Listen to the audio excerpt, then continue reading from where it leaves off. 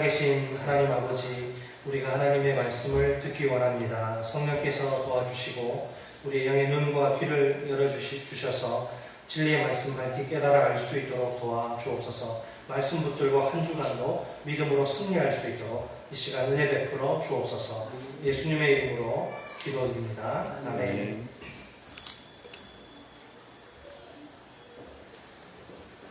청년들이 교회를 떠나는 33가지 이유라는 또 재밌는 책이 있는데 거기에 보면 이런 글이 있습니다. 교회에 갈 때마다 모인 사람들을 향해서 성도니 하나님의 자녀니 거룩한 백성이니 하는 말을 자주 듣는다. 사람들은 이런 말들을 그대로 받아들이는 것 같고 교제할 때도 형제 자매라는 호칭들을 자연스럽게 사용한다.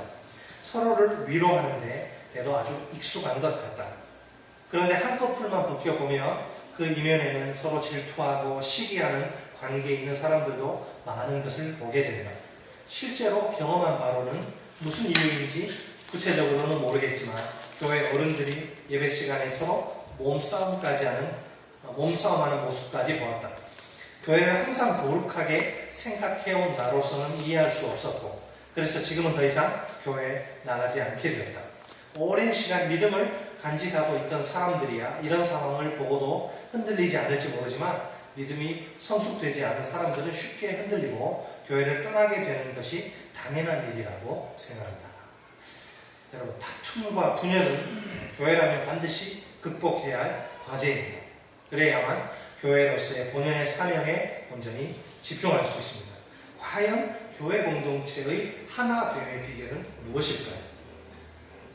따라서 합니다. 첫째로 겸손과 사랑이다. 1절로 4절까지입니다. 첫 번째 비결은 겸손과 사랑. 자, 바울은 지금 빌립보의 성도들을 향해서 그리스도의 복음에 합당하게 교회 공동체의 삶을 꾸려가라고 강조합니다. 한 마음으로 일치단결해 믿음의 북에 서서 대적들에 대항하는 삶을 사는 그런 것이죠. 자, 이제 오늘 본문의 첫 단락에서는 그리스도의 복음에 합당하게 교회 공동체의 삶을 꾸려간다는 것이 이게 어떤 의미가 있는지 구체적으로 설명합니다. 자, 초점은 뭐냐면 교회 안에서 어떻게 한 마음을 이루는가 하는 것입니다. 한마디로 말해서 그리스도 복음에 합당하게 교회 공동체의 삶을 꾸려가기 위해서는 겸손과 자기생적 사랑으로 하나 되는 공동체를 이루어야 합니다. 자, 본문 1절 보십시오. 자, 1절을 직역하면 이렇습니다. 그리스도 안에서 권면을 받고 있지요. 그렇지 않습니까?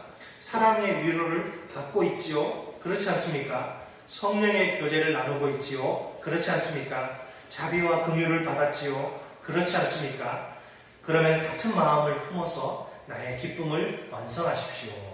자, 우리말 성경은 보면 이것을 무엇이 있거든 이렇게 반복해서 번역하죠. 그죠? 이것은 마치 무엇이 없을 수도 있겠지만 만약 있다면 이런 인상을 줍니다.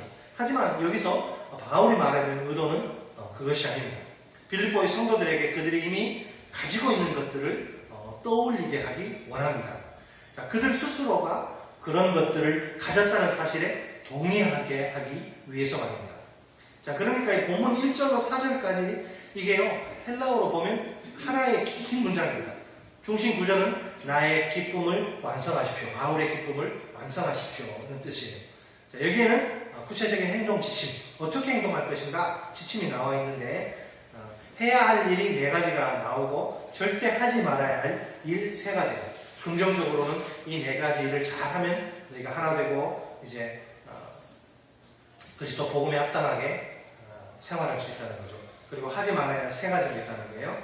자, 4가지 해야 할 일이 뭐냐면, 자, 1절로 4절까지 여러 가지 내용이 나오지만, 첫째는 같은 생각을 갖는 것. 둘째는 같은 사랑을 베푸는 것. 또 세 번째는 한 스피릿, 한 혼이 되는 것. 넷째는 한 마음이 되는 것. 자, 이것은요, 각각 다른 것이 아니라 똑같은 지금 이야기를 달리 표현해서 하는 거예요. 너희가 한 마음을 품고 서로 사랑해서 온전히 한 덩어리, 한 무대기, 한 덩어리가 되라는 것을 강조하기 위해서 사용한 수사법입니다.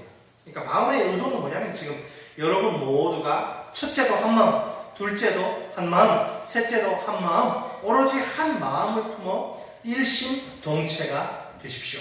그런 거예요. 자, 그러니까 여러분 교회는 뭐냐면 마치 부부처럼, 이 미혼 우리 청년들은 잘 이해가 안 될 거예요. 그러나 어쨌든 교회는 마치 부부처럼 일심동체가 되어야 됩니다. 근데 여기 문제가 있습니다. 원래 한번 보세요. 우리는 하나가 되기 아주 어려운 사람들이에요. 그죠? 우리에게 무슨 공통점들 별로 없습니다. 그죠? 공통점들이 없어요. 그 대신 우리 사이에 존재하는 수많은 차이점들 보십시오. 얼굴과 나이가 다르죠. 그죠? 성격, 또 혈액형도 다르죠. 학벌, 뭐 직업 다 다르죠. 취미, 또 생활 환경 다릅니다. 그러니까 이런 차이점들이 이스라엘의 그 팔레스틴 그 분리장벽처럼 우리 사이사이에 이렇게 딱 버티고 있는 거예요. 그러니까 교회에서 서로 사랑하지 못하고 하나 되지 못하는 이유는 뭐냐면 그 차이점들에 이제 주목하기 때문에 그래요. 자, 수많은 차이점들에도 불구하고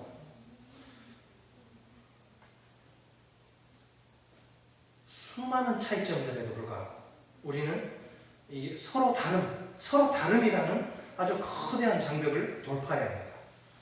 그리고 한 마음을 품어야 합니다.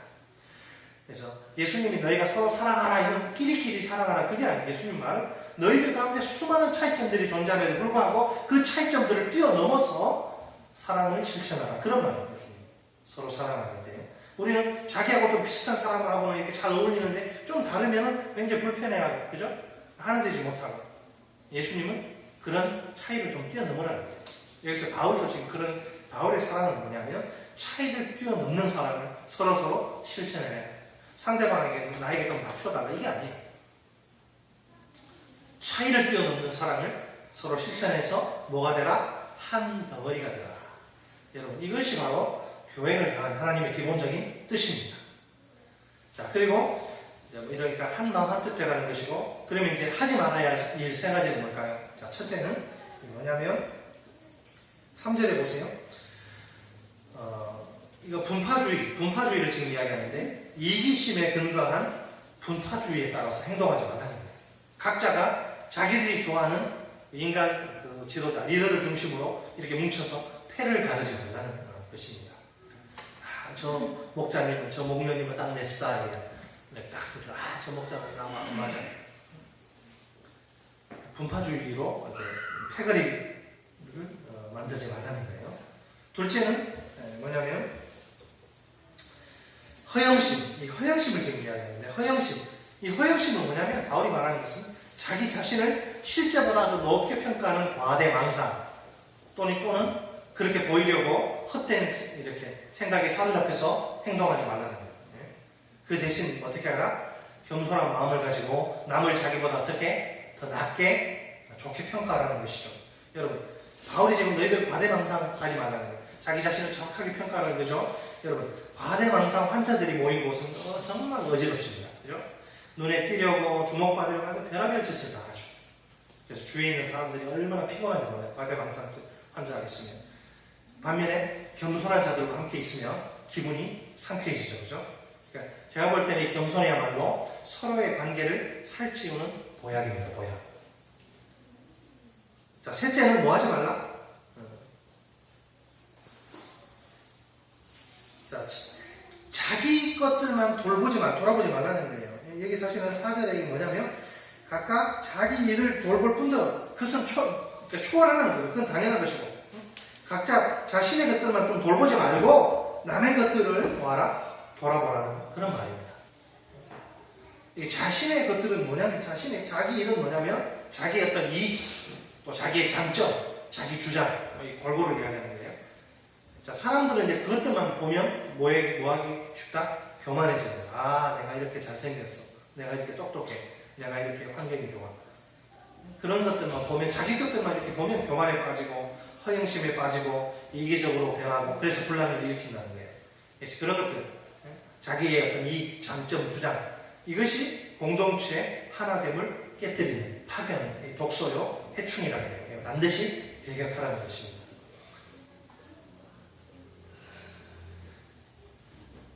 자, 이렇게 공동체의 하나됨을 위해서는 자기 이익만이 아니라 남의 이익을 좀 생각해 주라는 거예요.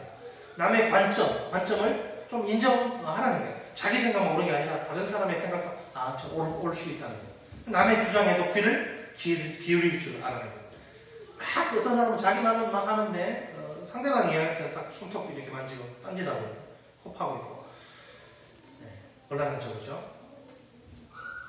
겸손과 남을 좀 생각하는 마음을 가져라.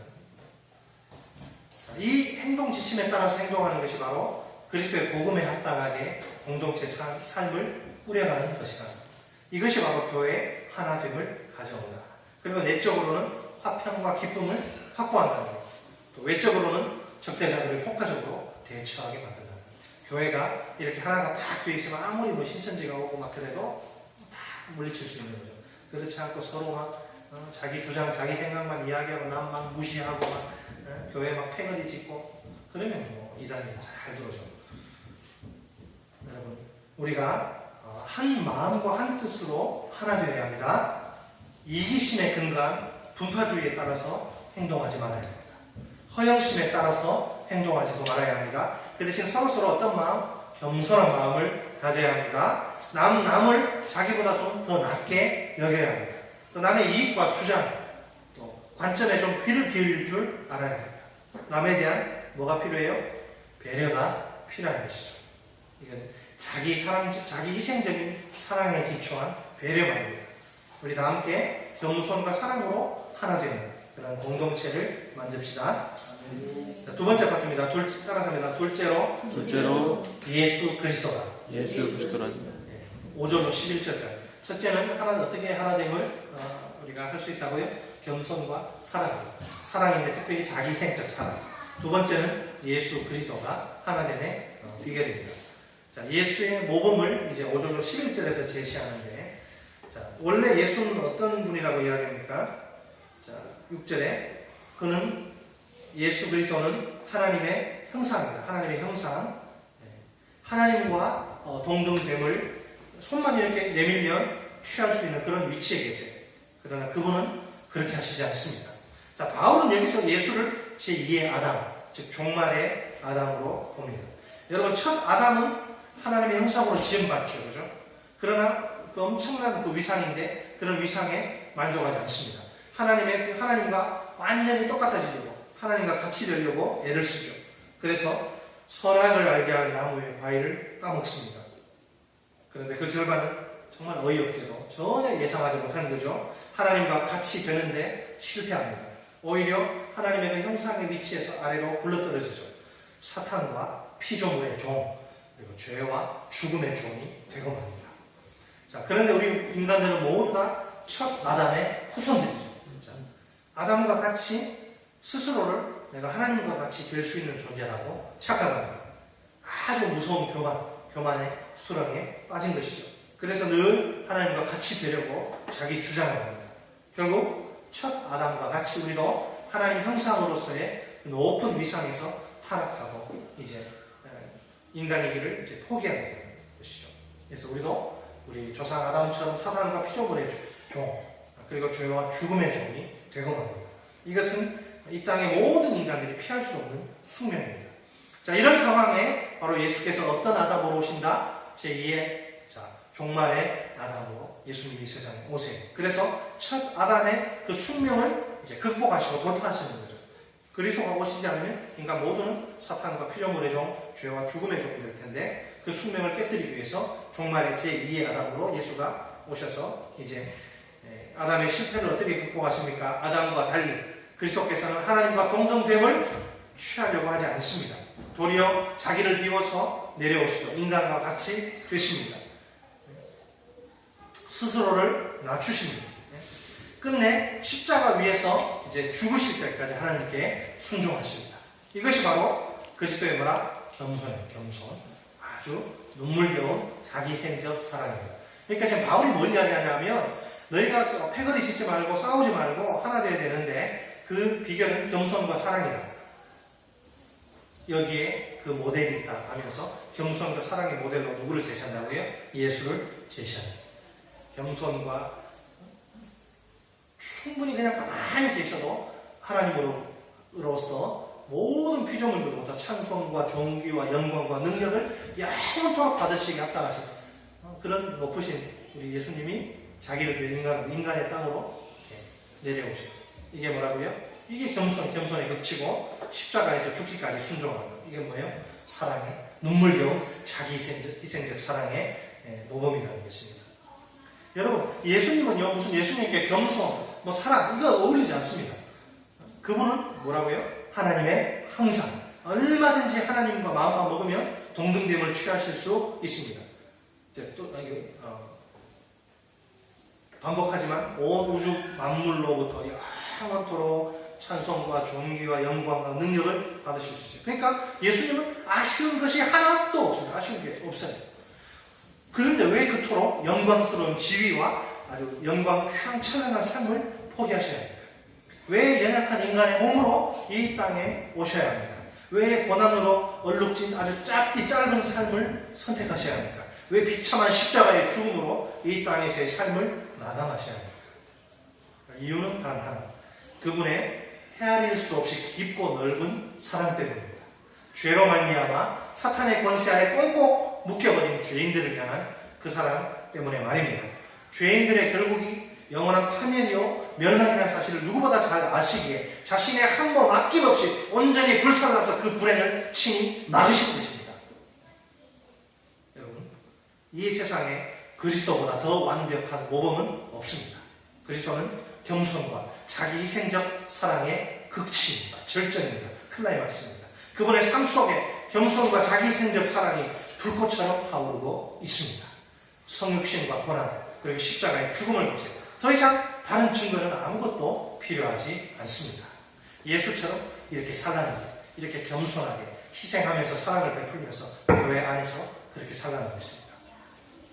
자, 이제 지금 이 6절로 11절은 이게 굉장히 중요한 내용인데요. 이게 아주 중요한 단어들을 중심으로 간략하게 한번 본문의 의미를 좀 살펴보겠습니다.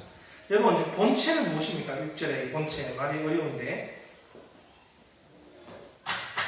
하나님의 본질, 하나님이 어떤 분이신지를 확실하게 드러내는 틀. 이 좀 비유가 좀 적절할까는 모르겠는데, 여러분 붕어빵 보시면, 그죠? 붕어빵 어떻게 그냥 나오는 게 아니라 반죽을 먼저 그 틀에다가 넣고 거기다 팥을 넣고 뚜껑을 덮어가지고 불에다가 가열해서 어느 정도 시간이 열면 똑같이 생긴 붕어빵들이 나오잖아요, 그죠? 틀이 똑같기 때문에 붕어빵이 똑같은 거지. 그렇죠? 이 본체라는 것은 하나님의 본질, 하나님이 어떤 분이신지를 정확하게 드러내는 틀을 말해요.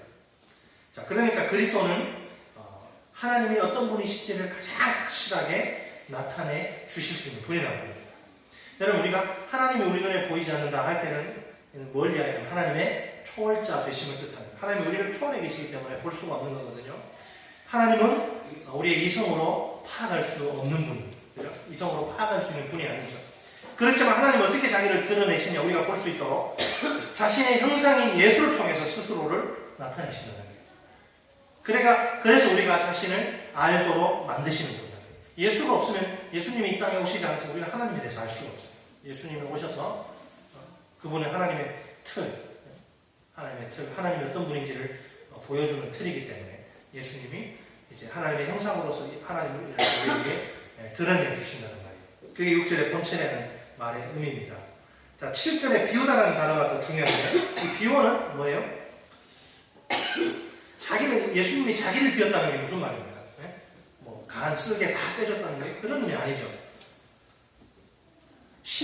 원래 인성이 없는 신성의 존재가 인간과 같이 되어서 인성을 취하시고 시공간의 제약 속으로 들어오신 것을 말합니다. 예수님이 인간처럼 오시지 않으면 시공간의 제약을 받지 않죠. 그죠? 시공간을 초월하는 분인데 자기를 비웠다는 것은 그 신성의 존재가 인간처럼 인성을 입으시고 시간과 공간의 제약 속으로 들어오셨다는 것. 말도 안 되는 일을 지금 이야기하는 거예요. 8절에 낮추셨다는 말이죠. 낮추시고 이게 무슨 말입니까? 스스로를 이제 비우시고 낮추신 것인데 스스로를 낮추셔서 죽기까지 하나님께 순종하십니다. 여러분, 그리스도에게 그 낮추신 이걸 이제 비하라고 그러잖아요. 비하, 자기 비하라고 그러는데 이게 신학적 용어로 그리스도의 자기 비하의 클라이막스는 뭐예요? 십자가에 못 박혀 죽으시는 것입니다. 로마의 철학자 키케로 혹은 시세로, 키케로라고 하기도 하고 시세로라고 하기는데 십자가형을 인류가 고안한 가장 잔인한 죽음이라. 십자가형이 인류가 발명한 가장 잔인한 죽음이라. 그래서 십자가를 로마 사람들의 눈에서 치워라. 꼴 보기 싫으니까 이렇게 말할 정도로.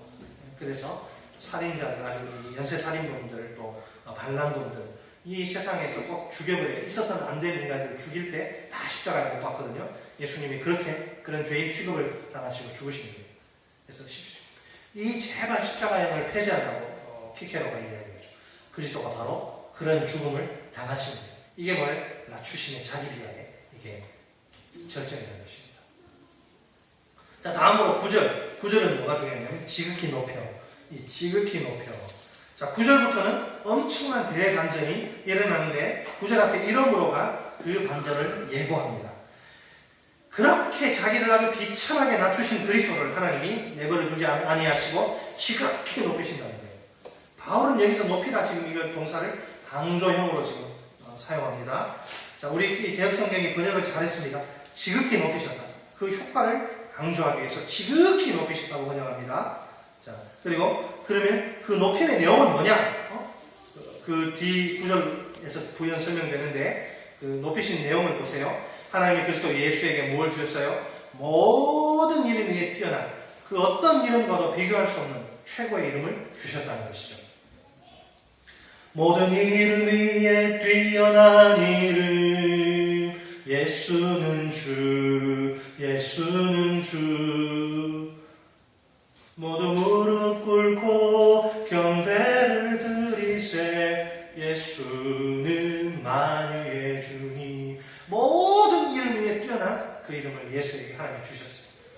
만물의 창조주로 만물 위에 뛰어난 하나님 자신의 이름입니다. 하나님의 이름입니다. 이거는 곧 야훼.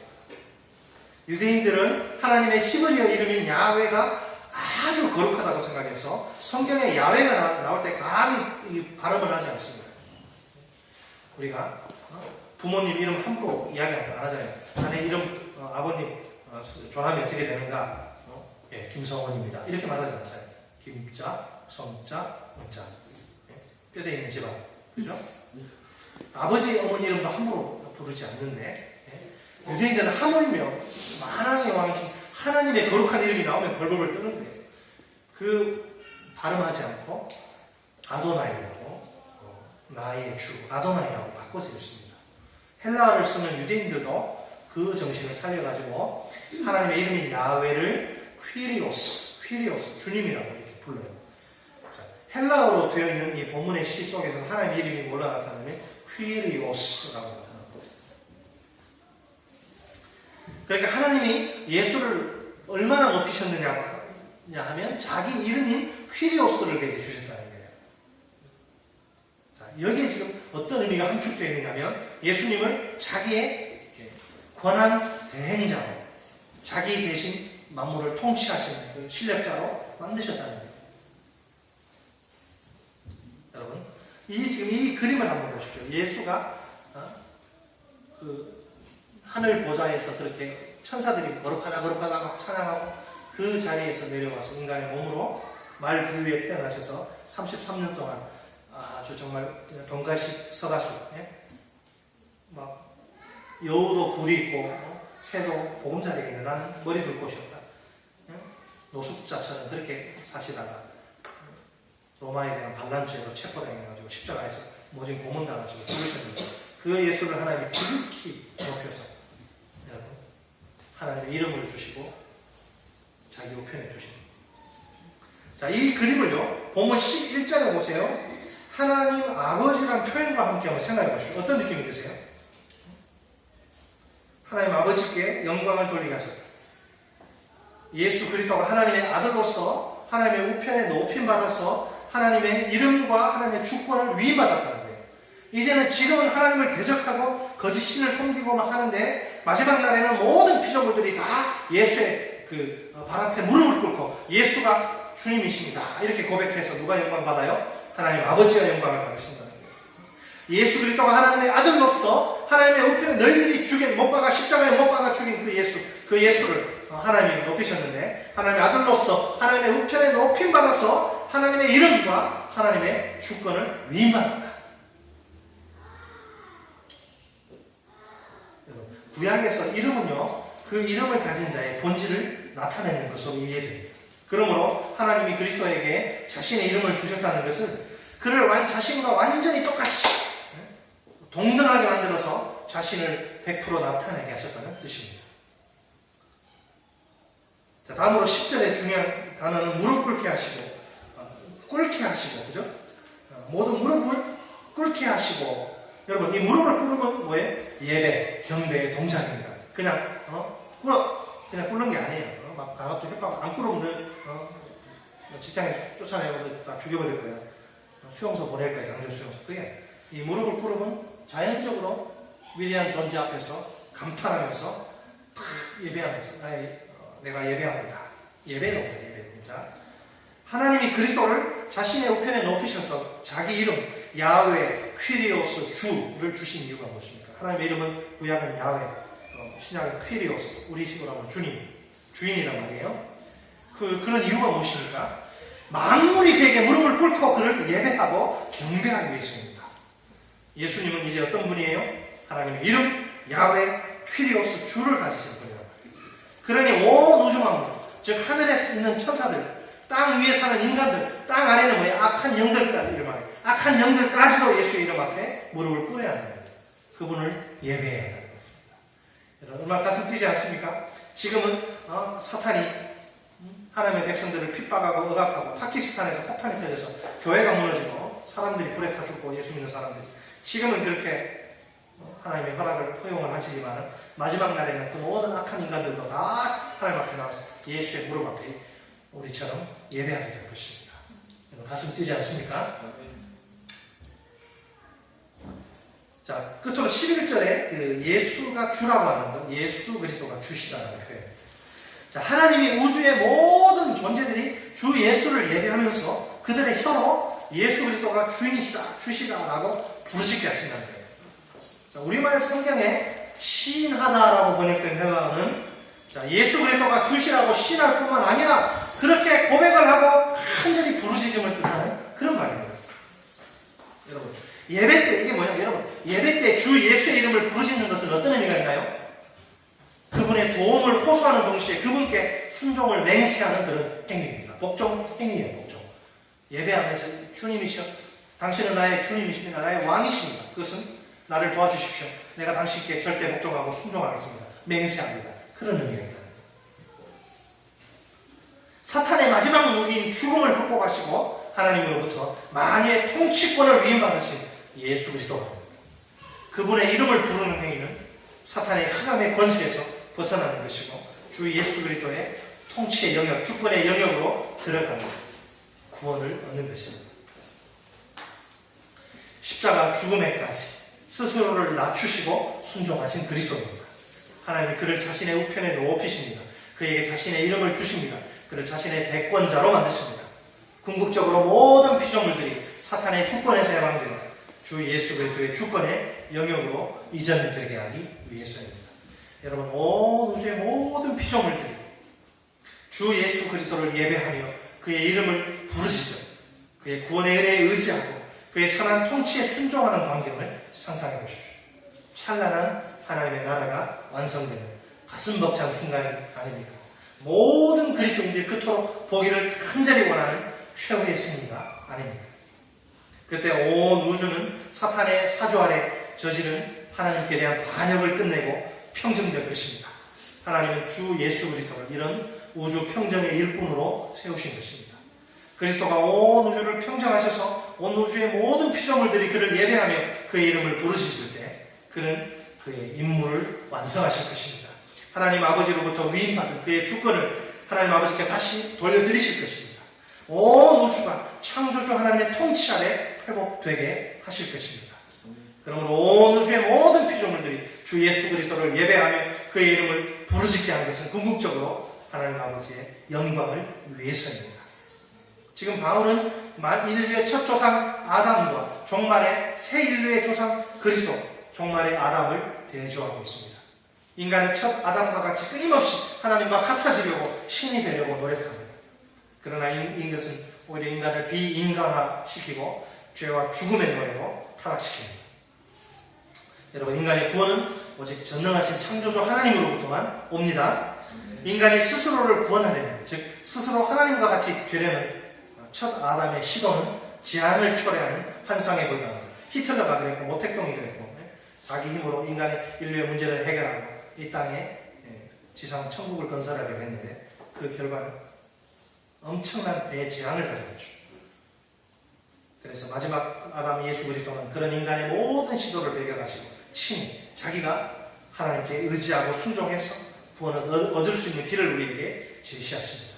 이 구원은 마침내 종말에 완성될 것입니다.